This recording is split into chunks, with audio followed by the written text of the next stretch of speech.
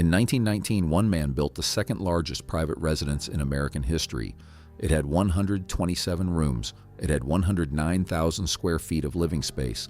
It sat on 443 acres of Long Island's North Shore, surrounded by formal gardens that required 18 greenhouses to maintain. The owner threw parties where champagne flowed until dawn, where the rich and famous danced on manicured lawns, where a young writer from Minnesota watched the spectacle and took notes. You have probably never heard of him, but you have heard of the character he inspired. The man was Otto Herman Kahn, the writer was F. Scott Fitzgerald, and the character was Jay Gatsby, the mysterious millionaire who threw legendary parties in a mansion on Long Island, desperate to prove he belonged among people who would never truly accept him. Fitzgerald denied that any single house inspired Gatsby's mansion, but he was a guest at Oheka Castle multiple times in the early 1920s. He walked these grounds. He drank the champagne. He watched a German Jewish immigrant spend millions trying to buy his way into a Protestant aristocracy that took his money and kept their distance. The Great Gatsby was published in 1925. Otto Kahn saw himself in every page, but here is what Fitzgerald never wrote. The house that inspired the dream became a nightmare. After Kahn died in 1934, the castle passed through owners who could not afford it, institutions that abused it, and decades of abandonment that left it a burned-out shell. A vandal stripped the copper. Arsonists set fires. Trees grew through the roof. The second largest house in America became the second largest ruin, and then a developer bought it for $1.5 million and brought it back from the dead. This is the story of Oheka Castle, how a man who was never quite accepted built a monument to prove his worth, how that monument fell into ruin after his death, and how it rose again to become something its creator never imagined. Subscribe if you want more stories of the mansions that outlived the men who built them. Otto Hermann Kahn was born on February 21, 1867, in Mannheim, Germany. His father was a prosperous banker. His family was Jewish, cultured, and thoroughly German in their sensibilities. Otto was educated in the classics, trained in music, and groomed for a career in finance. He was everything a successful young German could be, except Christian. Our Germany in the late 19th century offered Jews economic opportunity, but withheld social acceptance. The best clubs, the best regiments, the best positions in government remained closed to anyone who would not convert. Otto Kahn never converted. He also never stopped wanting what conversion might have bought him. At 17, Kahn joined the Deutsche Bank. At 21, he transferred to their London office. At 26, he emigrated to the United States, arriving in New York in 1893 with credentials, connections, and ambition that exceeded both. Within 2 years, he had joined Kuhn, Loeb and Company, the second most powerful investment bank in America, after J.P. Morgan. Kuhn Loeb was a Jewish firm in an industry dominated by Protestant dynasties. The Morgans, the Stillmans, the Bakers controlled the commanding heights of American finance. They dealt with Kuhn Loeb when necessary and socialized with them never. Otto Kahn understood the boundaries. He also understood that money could blur them. Kahn rose rapidly. He became a partner in 1897. He married Addie Wolf, the daughter of one of the founding partners, cementing his position within the firm. He specialized in railroad reorganizations, the complex financial engineering that rescued bankrupt rail lines and made fortunes for the bankers who managed the process. By 1900, Kahn had helped restructure the Union, Pacific, the Baltimore and Ohio, and a dozen other railroads. He was not yet 35 years old, but Kahn wanted more than money.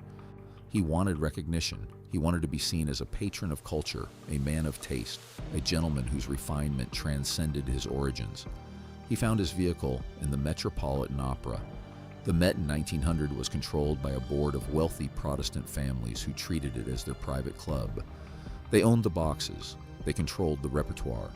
They used the opera house as a stage for their own social performance as much as for any actual opera. Kahn bought his way in through sheer financial necessity. The Met was hemorrhaging money. Kahn offered to cover the losses. The board accepted his checks and declined his dinner invitations. Over the next 3 decades, Kahn poured millions into the Metropolitan Opera. He served as chairman of the board from 1911 to 1931.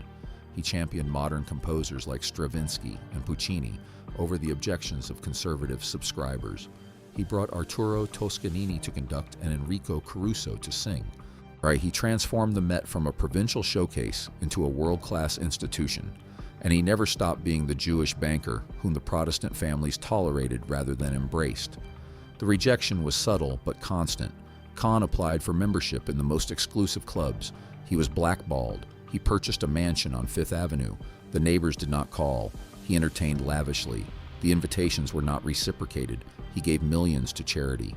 The society pages noted his generosity without inviting him to their parties. Otto Kahn decided to build a party that no one could ignore. In 1914, Kahn purchased 443 acres on Cold Spring Harbor, on Long Island's North Shore. The area was already becoming the Gold Coast, the summer retreat of America's wealthiest families.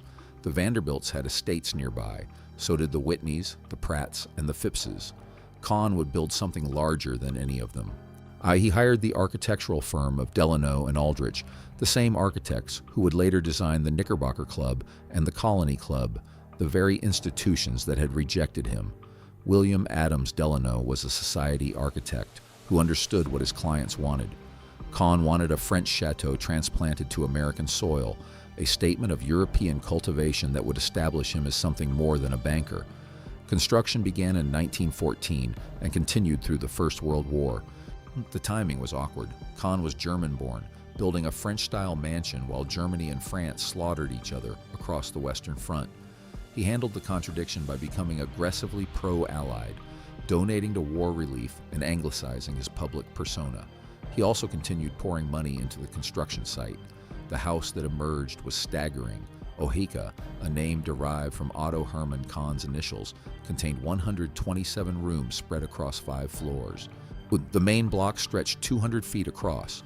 The entrance hall rose 3 stories beneath a vaulted ceiling. A grand staircase swept upward past walls paneled in French limestone. The library could hold 4,000 volumes. The dining room could seat 200 guests. The gardens were equally ambitious. Kahn hired the Olmsted brothers, the sons of Frederick Law Olmsted, who had designed Central Park, to lay out the grounds. They created formal French gardens descending in terraces from the house.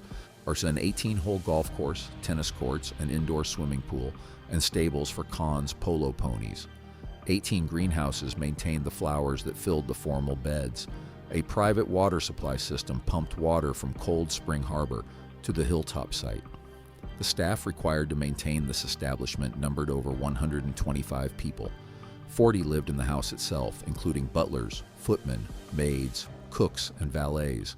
Others maintained the grounds, the stables, the greenhouses, and the golf course. The annual operating cost exceeded what most Americans earned in a lifetime. Kahn reportedly spent $100,000 per year on flowers alone. The technology was cutting edge for its era. The house had its own power plant generating electricity. It had a central vacuum system built to the walls. It had a private telephone exchange connecting every room. The kitchens could prepare meals for 500 guests simultaneously. The wine cellars could hold 10,000 bottles. Everything was designed on a scale that assumed the parties would never end. Kahn finally moved in around 1919, just as Prohibition was beginning and the Jazz Age was about to roar. The timing was perfect. The parties at Oheka became legendary. Kahn entertained constantly and extravagantly. He hosted weekends where guests arrived Friday afternoon and did not leave until Monday morning. He flew guests in on his private airstrip, one of the first on Long Island. He hired orchestras to play on the terrace while guests danced under lanterns strung through the trees. The champagne flowed despite Prohibition, delivered discreetly to a house where the law did not quite apply. The guest list read like a directory of American power and celebrity. Politicians came, industrialists came, movie stars came. George Gershwin played piano in the music room. The Barrymores performed in amateur theatricals. Clarence Mackay, the telegraph magnate, was a regular visitor. So was F. Scott Fitzgerald. Fitzgerald was young, handsome, and not yet famous when he first visited Oheka in the early 1920s. He was also broke, ambitious, and fascinated by wealth he did not possess. He watched the parties with the eye of a novelist, noting the desperation beneath the glamour, the loneliness beneath the crowds, the way money could buy everything except belonging. The Great Gatsby was published in 1925. The novel tells the story of Jay Gatsby, a mysterious millionaire who throws legendary parties at his mansion on Long Island's West Egg. desperate to win back the love of Daisy Buchanan, a woman who represents everything he cannot have. Gatsby is a man who reinvented himself, who made a fortune through questionable means, who bought a palace to prove his worth, and who discovered that no amount of money could erase his origins. And Fitzgerald always denied that Gatsby was based on any single person or that his mansion was modeled on any particular house. But the parallels to Otto Kahn were obvious to anyone who knew both men. The Jewish immigrant who built a castle to prove he belonged. The parties designed to attract people who would never fully accept the host. The loneliness at the center of the spectacle. Kahn read The Great Gatsby when it was published. What he thought of his portrait is not recorded. He continued hosting parties. He continued giving money to the opera. He continued pursuing acceptance that remained just out of reach. The Depression changed everything. Kuhn Loeb's business contracted. Kahn's fortune shrank. The parties at Oheka became less frequent, then stopped entirely. Kahn retreated to his Fifth Avenue townhouse, leaving the Long Island castle to the servants who maintained it through increasingly lean years. On March 29, 1934, Otto Hermann Kahn collapsed in his office at Kuhn Loeb and died of a heart attack. He was 67 years old. His obituaries praised his philanthropy, his cultivation, his contributions to American cultural life. They did not mention the clubs that had rejected him or the society that had taken his money while keeping their distance. Kahn's estate was valued at approximately $6 million, far less than expected. The Depression had consumed most of his liquid wealth. Nay, his family could not afford to maintain Oheka. The house that had cost millions to build and hundreds of thousands per year to operate became an immediate burden. The Kahn children tried to sell the estate. There were no buyers. Who could afford 127 rooms in the middle of the Depression? The furniture was auctioned. The art was dispersed.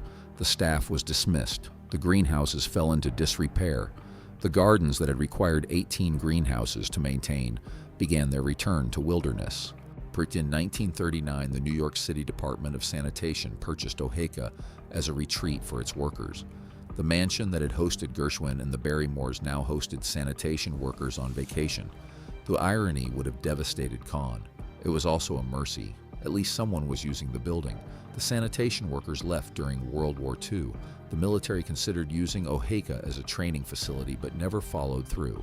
After the war, the estate was purchased by the Eastern Military Academy, a prep school for boys seeking a disciplined education. The cadets drilled on the terraces where debutantes had once danced.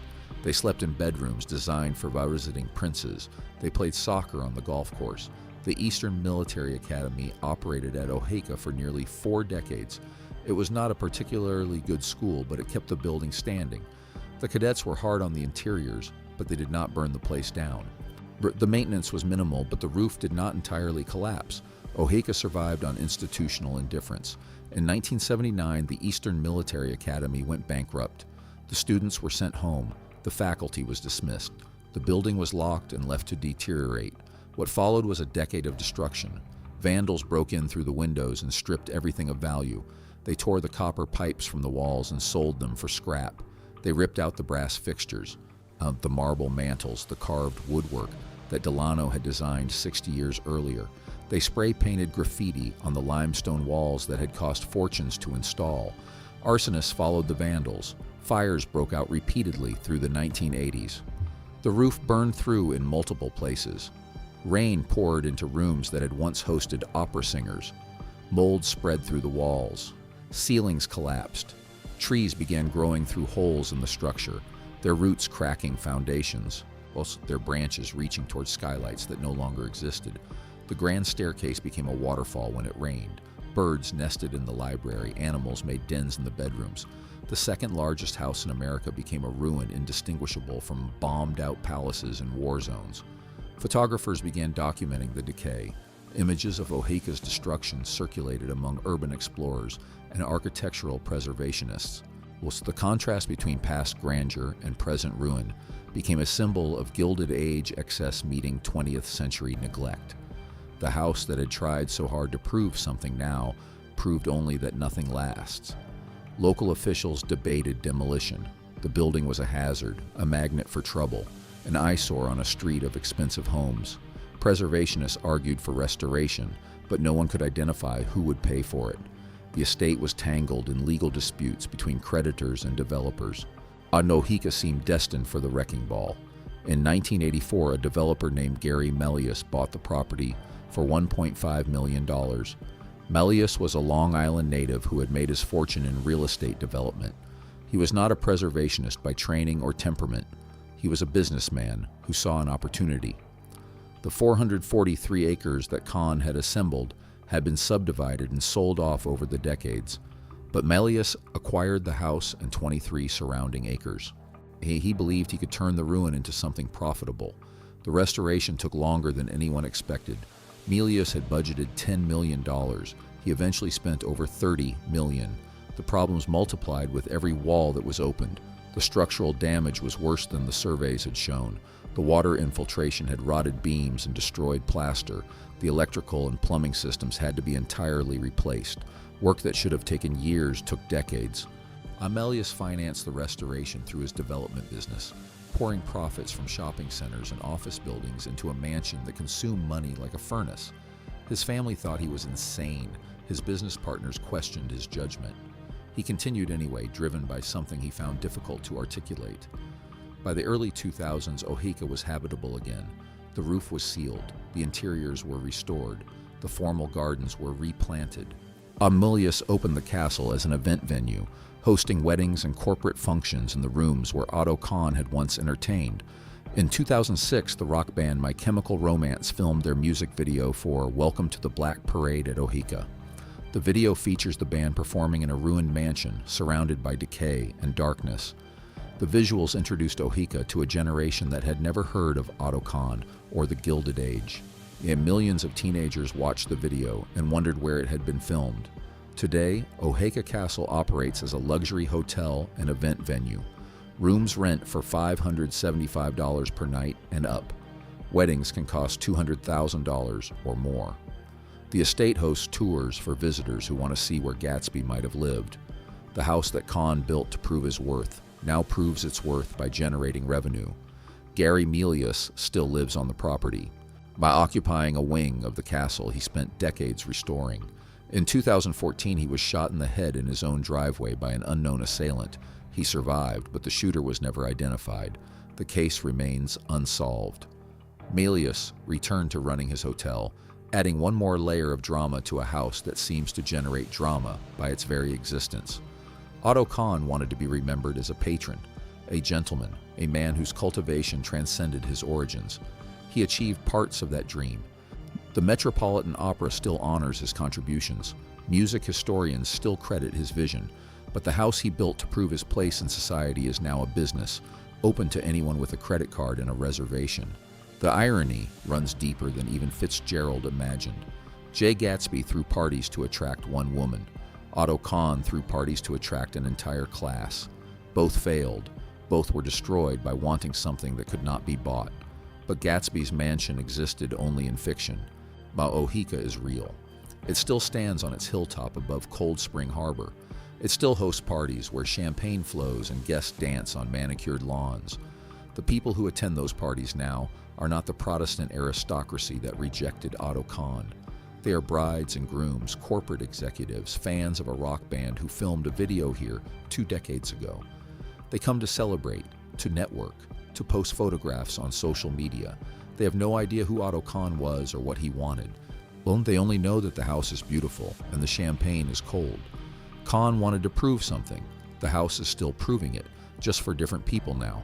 The outsider who built a castle to gain acceptance would not recognize the guests who fill his rooms today, but he would understand the transaction. Money for access, wealth for recognition, a beautiful setting in exchange for the feeling, however temporary, of belonging somewhere extraordinary. Oheka endures, and not as a monument to its creator, but as a monument to the persistence of the dream he chased. The dream of arriving, of being seen, of standing in a beautiful room and believing that beauty reflects on you. Otto Kahn never achieved that dream. The house he built offers it now for $575 a night. Kahn was not the only Gilded Age tycoon to build a castle and lose it. The Vanderbilts constructed dozens of mansions across America, each one grander than the last, and then watched as their fortune evaporated within 3 generations. If you want to know how the richest family in American history went broke, watch our video on the fall of the Vanderbilt dynasty.